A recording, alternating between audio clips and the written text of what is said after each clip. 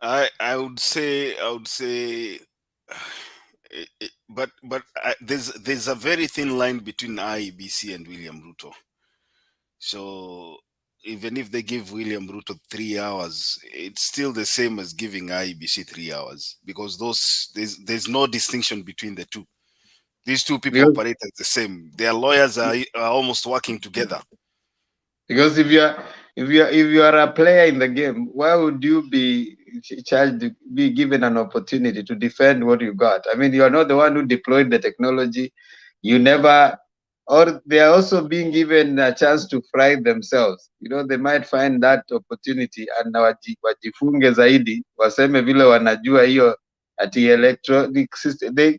You comment on an electronic system and you don't know, like you say that it was tamper proof. How did you know it was tamper proof?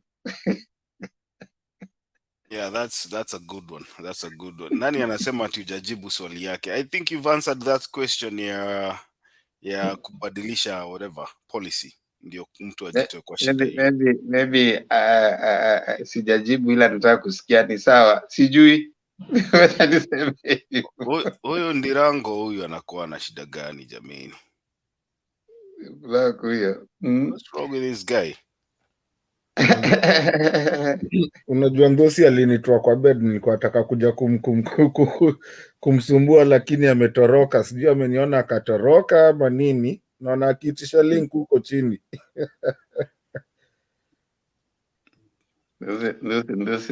Ndusi ameenda. Huyo ndio nilikuwa nimekuja kabisa kumsumbua, hata nilikuwa sikuwa niingie, lakini but again pia remember, I'm so grateful ile kitu umeambia watu kweli, because hizi 9 points that's all itakuwa, hakuna kitu ingine unless ni presidents. Lakini naogopa number 8. Sijui kama umeangalia number 8. Unajua number 8 ni gani? Number 8 which one? Naiogopa sana hiyo kitu. Number 8 inasema whether there were irregularities and illegalities of such magnitudes as to affect the final result of the presidential election. Your statement is loaded. You see, that's the easiest. It's the easiest statement if the first ones are answered. Unajua vile aliziweka hivyo, ni kama unapanda stairs. There's no way utapanda stair, utakanyaga line ya mwisho kama hujakanyaga zile za kwanza. So if for example you find that the electronic was faulty, it was unverifiable, they had credibility issue. That's step number 1. Step number 2, 34 from 34As umepata ya kwamba they could be interfered with. Unaona? 34As, 34E. Na ukapata ya kwamba the ones that were used are not the ones that actually were on the tally on the polling station.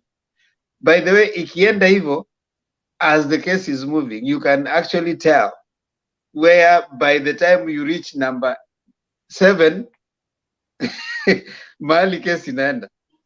Because if the technology was wrong, ni kama you are an engineer, I mean, you know mathematics. There's no way you can get a right answer if your formula or whatever application of it was wrong. Definitely you will arrive at a wrong answer. So you can't just single out the answer and your steps towards it zilikuwa wrong, So you must say, okay, fine, alifika 50 plus 1. How did the person get to 50 plus 1? So you cannot just wake up and say the person was at 50 plus 1. From where?